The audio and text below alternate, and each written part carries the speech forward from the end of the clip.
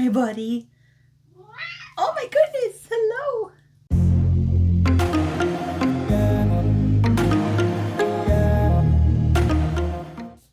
Hello and welcome back, my lovelies, all 261 of you at time of recording this on Monday.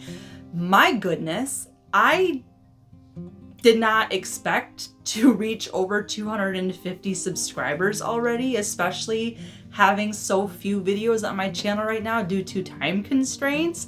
My gosh, thank you. Whatever it is that I did to interest 261 of you enough to want to come back for future videos. I don't know what that was, but I appreciate you being here. I see all of you. I see all of you. Thank you for spending your time here with me.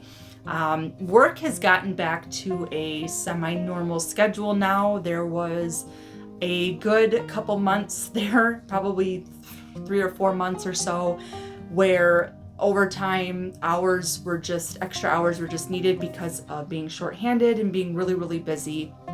So by the time I got home, most nights it was dinner, shower, bed. I didn't really read too much. I had no energy to do much of anything, especially use my brain, since my job requires me to use my brain the entire time I'm working. So I'm hoping that with things getting back to a more regular scheduled program, that might be what allows me to get back into making a little bit more content to post on a little bit of a more regularly scheduled basis. Now, I am not someone who is going to put a schedule together to say for sure that I will be posting on these days. That's just not something my brain is going to allow me to do. If I say that I'm going to do something on this day, my brain is going to say, want to bet? And then it's not going to get done because that's just how my brain works, and we fight that sometimes, and sometimes we win and sometimes we lose. So we're just going to start off by not even allowing our brain to win, and I'm just going to post whenever I get the inkling to do so. If that means that we go a couple weeks without any content, 1 video a month, then that's just what it's going to be. So I hope that is okay. If not, well, that's just too darn bad because it's my channel. So that being said, today's video is going to be my first review. It is going to be a non-spoiler review by one of my now all-time favorite authors, who was a favorite author with his first debut series, but with this book he has catapulted his way up to my all-time favorite authors, and that is going to be Mr. James Islington. And this book review today is going to be for And that is going to be Mr. James Islington, and the book that we're going to be reviewing today is going to be The Will of the Many. So for full transparency, before we get into the review, I have been a fan of Islington's Lycanius trilogy, his debut trilogy from, I believe it was trad published in 2016. When I first found The Shadow Boat Was Lost in Barnes & Noble, I fell in love with it, and I've been buddy reading that series, or I was buddy reading that series with my best friend as they were coming out. And my best friend and I also buddy read The Will of the Many together this past month when that came out as well. So it's kind of our shared author, shared series that we absolutely love to spend time in with each other. So I do have a history with Islington's series. I love his Lycanius trilogy. It is not a perfect debut. It is not a perfect series. There are things about it that I absolutely would have changed and or tweaked.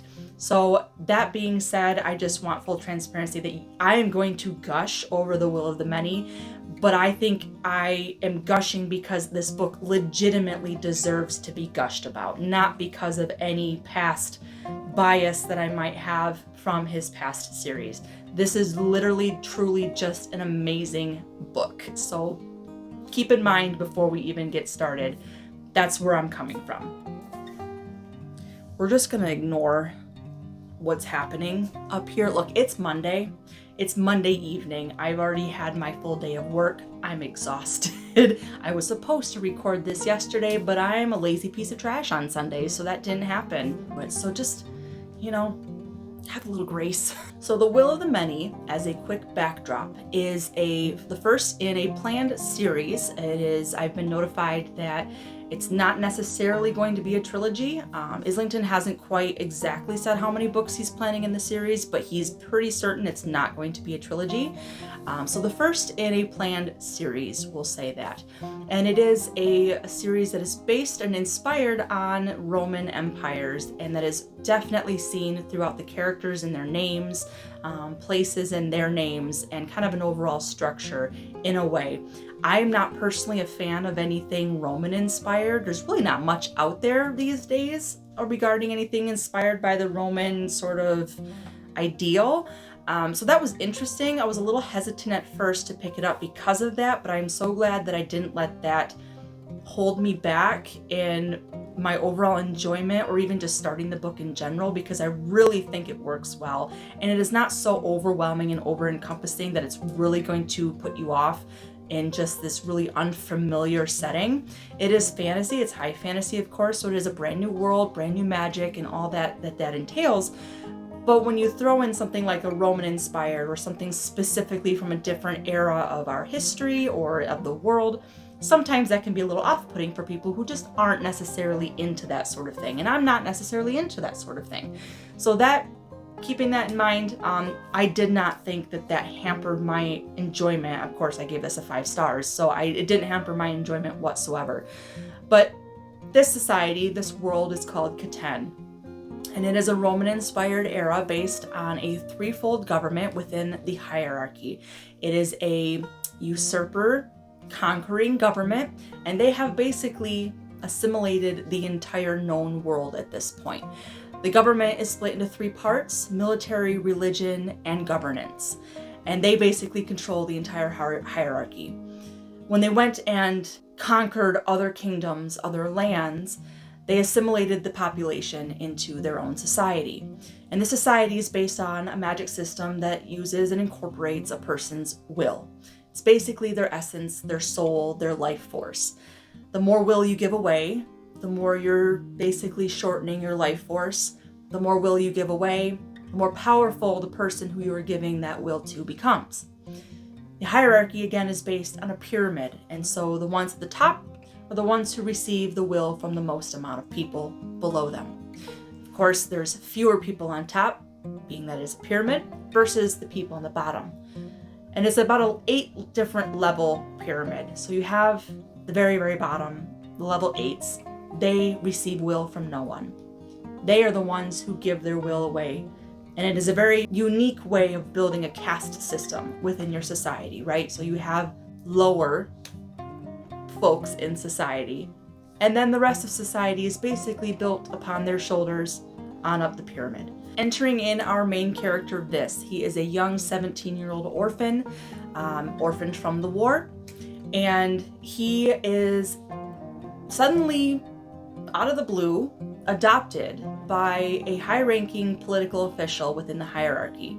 Not really sure why. We're not really sure why. He has a mysterious past that slowly over time we can come to sort of guess what exactly his past is and who he is and how he fit and where he fit into this world. But it's definitely confirmed throughout the book in a very heartbreaking way. And I think to kind of go a little bit into that first is something that Islington really, really excels at, is pulling in the emotion behind characters' pasts, pulling in the emotion and making us feel that emotion as the reader. I'm getting goosebumps just thinking about it. I'm such a nerd. It was really something special. It really was. I listened and read this book in tandem. I am able to listen to audiobooks at work. So while I was at work, I was listening, and then while I was at home, I was reading. And the parts that I got to with our main character, Vis, and his past and the things that have happened and how that's affected him really, really, really hit hard. But I happened to be listening to them at work, and I had to take a break and go into the bathroom and just collect myself, because I could feel those emotions just hitting me so hard just through the way that Islington wrote them. It was just so impactful. And this is such a wonderful character. This book is written in first person present tense. So if that is something that is hard for you to consume, This entire book is written that way. So it is going to be something that you're going to have to be okay with. I personally have absolutely no problem with first person present tense in any way, shape, or form, especially when it's written as well as it was here.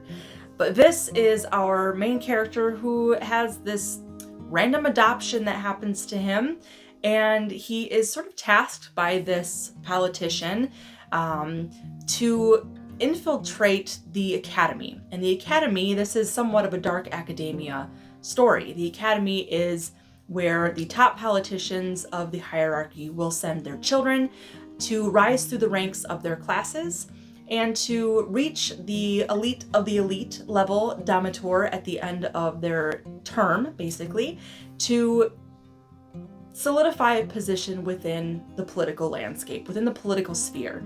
And this is done through both strength and wit. They have these classes where they have to run this, what's called the labyrinth, and it's this sort of maze, and it's a thing that they have to work together with a partner. One partner controls the walls of the maze, and the other partner runs the maze while they're being basically hunted by their classmates. And if they're caught, they lose. If they get through the maze, they win. This is sort of it's kind of suggested that this is a way for the academy and the teachers and whatnot to sort of gather which students are able to think quickly on their feet, which students are able to make fast decisions that are not going to get them or their partner killed, working with a partner, making sure they have that camaraderie that they can work together with someone.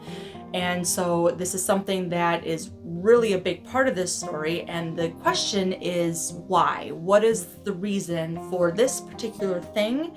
And why is it so important that they get to a point that they can win the labyrinth and make it through without being caught?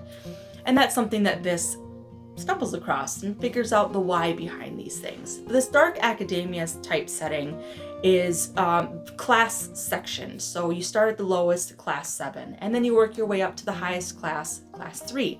There are only a certain number of spots available within each of the higher classes. So if someone is to move up a class, then someone in that higher class then has to move down.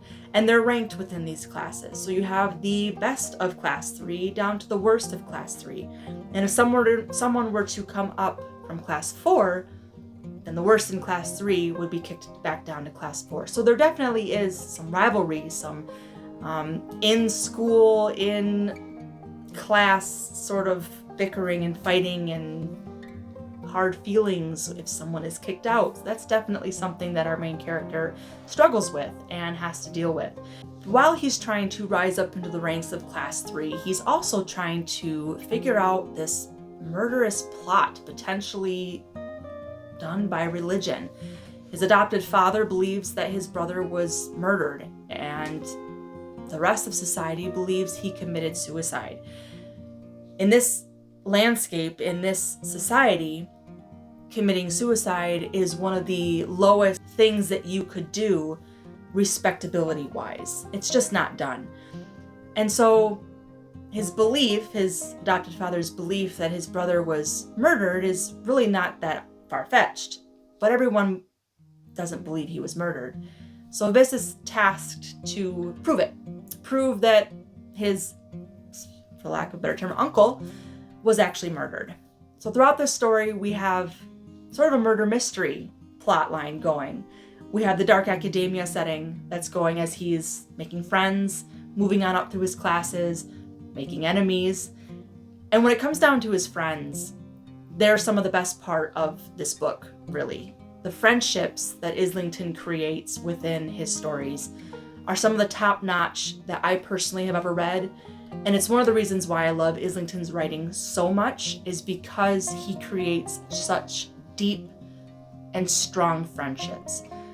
And what I mean by that is what a lot of authors will do these days, at least ones that I have read, especially when your characters are somewhat younger on the more YA age range, is they'll create drama for drama's sake. They'll create drama that doesn't need to happen in order to just cause drama and make a climax somewhere in the middle of the story. And it feels so forced every single time.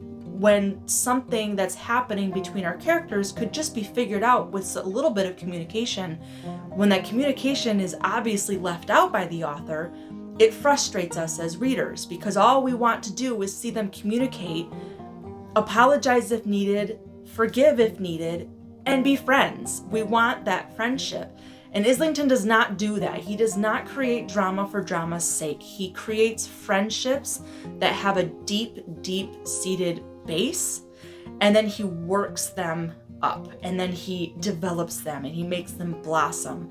And not every friendship is going to be the strongest. Not every friendship is probably going to be the most trustworthy. But they're there, and there's no unnecessary drama. If there is drama, if there is miscommunication, if there is hurt feelings, then they talk about it, they discuss it, and they understand. If one character is in a position where they have to do this thing, and it means that they're going to miss out on maybe this other thing that their friend kind of wanted them to participate in, they understand, because this character has their own struggles, and they're in their own position, and it is different than this person. And as a friend, they understand that they are not always going to be able to have the attention of this person, and vice versa.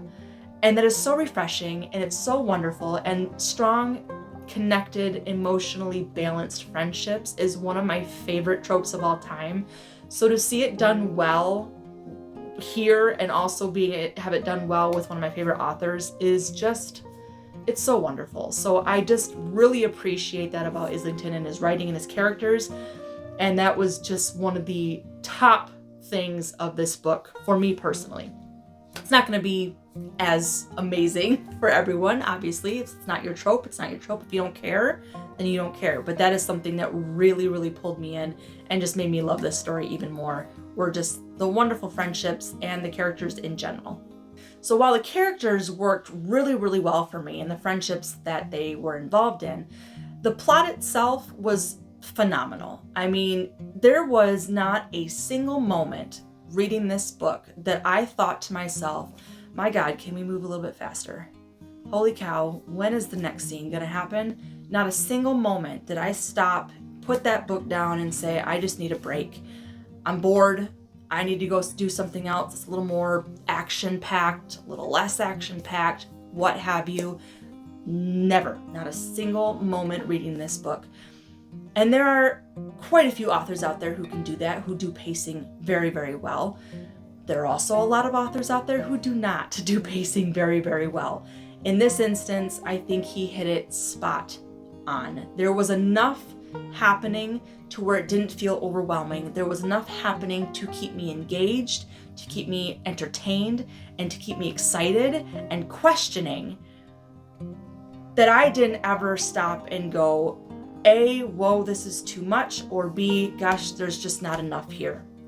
The pacing and the plot in general overall was really a massive improvement to, I believe, his Lycania series, which tended to suffer in the pacing quite a bit. I also think it suffered in the repetition a little bit as well, and there wasn't any repetition here. There wasn't any pacing issues here for me personally. I really, really, really think there was a massive visual or noticeable improvement in his writing style and how he plotted this book out compared to his debut Lycanius trilogy. And that's not to say that I dislike Lycanius. Obviously, like I said, it is one of my favorite series, but it has its flaws. And I really think that he definitely worked on his craft religiously in the writing of this new book, and it shows. It really shows. And it was so exciting to see that difference and to see that evolution.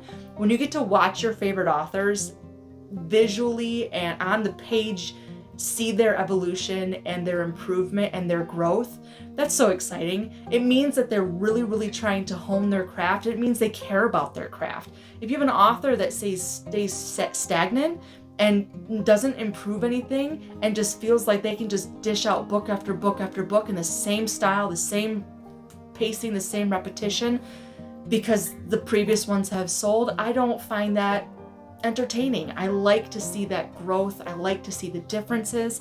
And I do think that happened here, which was wonderful to see. So to wrap things up a little bit, we're going to kind of go into the ending in a completely spoiler-free manner, of course, and I am going to go out on a limb and maybe make a few Sander fans, I hope not angry if they've read this and disagree, but maybe make a few Sander fans a little more interested in reading this book, because I really feel that Islington has proven already with Licanius in some ways that he has the potential to rival Sanderson in the Sanderlanch, in his endings, with a lot of the implications that he puts into the last couple chapters or the epilogue, what have you. And this book is no different. This book had an ending that gave me all the emotions. It made me so excited. I had no words. I finished it at work. I immediately texted my best friend because she had finished it the night prior, and we just had to talk about it. And I couldn't for a little bit because I had no words. I was so just mind blown by the possibilities that were opened, completely taken away by what certain things meant after they happened, and how that changed things, and what that meant when it was changed. I just remember thinking, holy cow, this is as good as a Sanderlanch ending. And I fully stand by that. I cannot wait for book 2, simply because of that ending. I am so excited. And I absolutely love that not only was the pacing and the scenes and everything involved in the plot enough to keep me interested and excited and going through at a fast pace as it was, but the feeling of complete and utter joy, joy and happiness and contentment with having a good ending to follow up all of that. It was, there are no words. I didn't have any words. It was absolutely wonderful. It was such a good feeling. And there are a lot of things that happen in the end, a couple chapters, that if I go into them at all, it is definitely going to be a spoiler. So I'm not going to even give any sort of even a remotely broad description of what happened. If you're going to read this, you'll just have to read to the end to find out. But I do think it's safe to say that expecting a blast of an ending from Islington is not expecting too much. And I had made a post on social media at one point that it's a wonderful feeling when you can find an author whom you trust.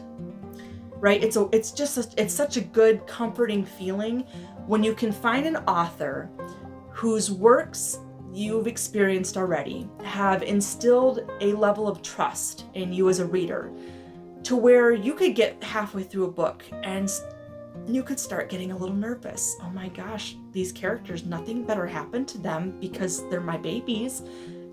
And there's a level of trust where you don't want anything to happen to them, but if something does, you know it's going to be written well, and it might hurt.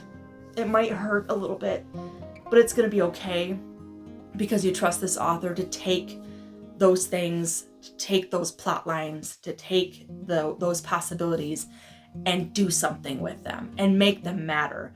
And that's how I feel with Islington's writing at this point. This book just solidified it, that I just trust him and his writing and what he's going to give me and how it's going to make me feel. I trust it so much that I couldn't rate this any less than 5 stars, because I had questions, I had worries, and halfway through the book, I could feel him in the pages whispering, just trust me.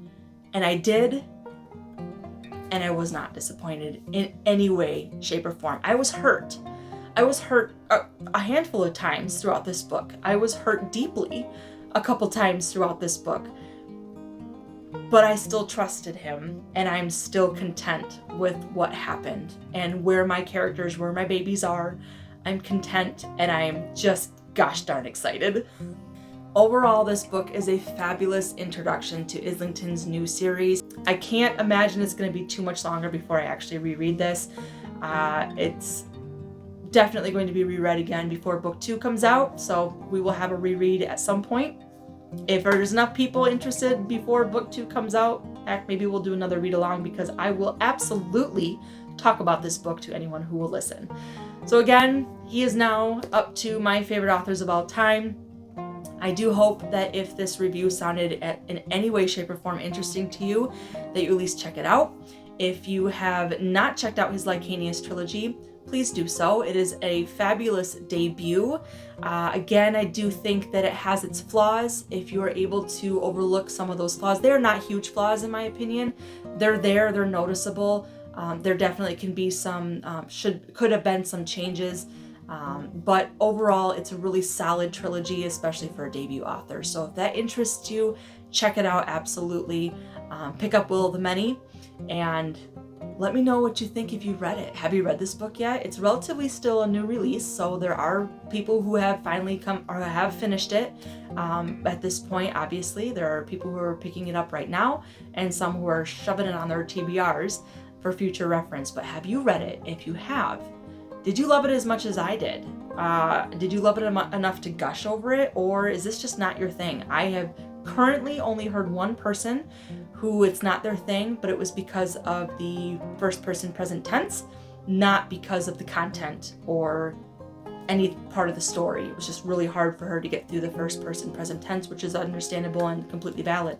So let me know if you've read this, what you think down in the comments below. I would love to talk about it. Please don't put any spoilers. This is going to, again, stay a spoiler-free video, including what's in the comments.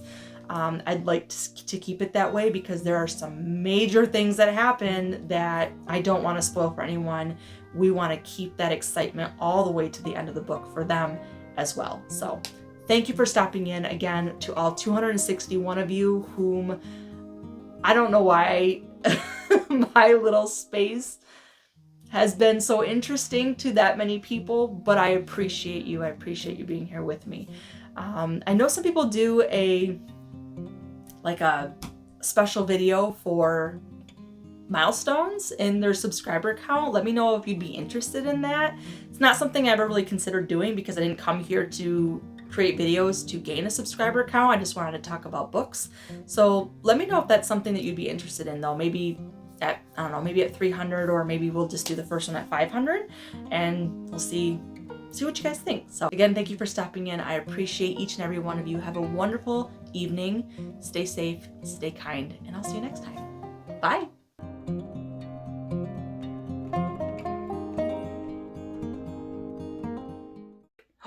I've been recording this whole time.